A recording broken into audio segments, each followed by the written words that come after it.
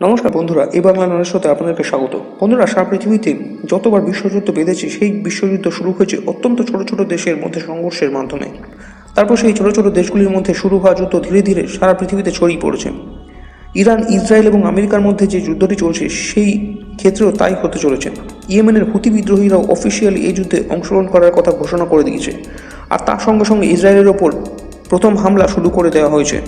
ইয়েমেনের হুতি বিদ্রোহীরা ইসরায়েলের ওপর একটি সম্পূর্ণ মিসাইলের ব্যারাজ ফায়ার করেছে এবং সারা পৃথিবীকে হুমকি দিয়ে দিয়েছে যে তারা সেই সব দেশগুলির ওপর এভাবে হামলা চালাবে যে দেশগুলি ইরানের বিরুদ্ধে যুদ্ধে জড়াবে।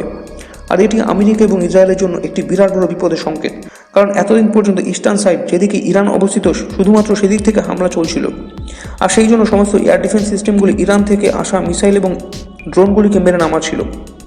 কিন্তু এখন পশ্চিম দিকে অবস্থিত হুতি বিদ্রোহীরা এই যুদ্ধে অংশ নেওয়ায় আরও একটি ফ্রন্ট খুলে গেল।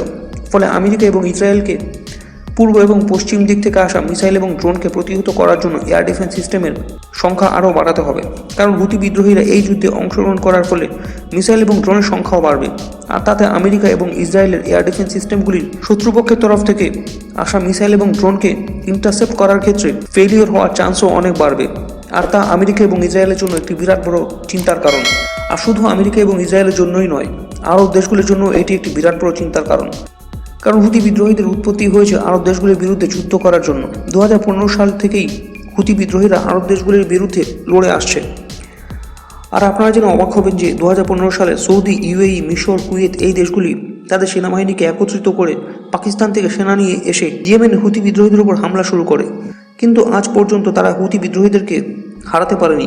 সেই জন্য হুতি বিদ্রোহীরা যখন এই যুদ্ধে অংশ নিচ্ছে, তার মানে হুতি বিদ্রোহীদের নিশানায় আরব দেশগুলি আসবেই আসবে, তাতে কোনো সন্দেহ নেই।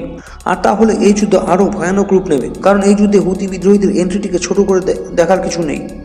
আগে এই হুতি বিদ্রোহীরা ইসরায়েলের সঙ্গে যুদ্ধে লিপ্ত হলে ইসরায়েল খুব সহজে এদেরকে দমিয়ে রাখত, কিন্তু এখন হুতি বিদ্রোহীরা ইরানের সঙ্গে মিলে যুদ্ধে অংশগ্রহণ করেছে। ফলে এই যুদ্ধ ইসরায়েল এবং আমেরিকার জন্য একটি বিরাট বড় চ্যালেঞ্জ হতে চলেছে বলা চলে। এখন দেখার বিষয় এটাই যে এই পরিস্থিতিকে আমেরিকা এবং ইসরায়েল কীভাবে সামলায়। তো বন্ধুরা, এই বিষয়ে আপনাদেরকে মতামত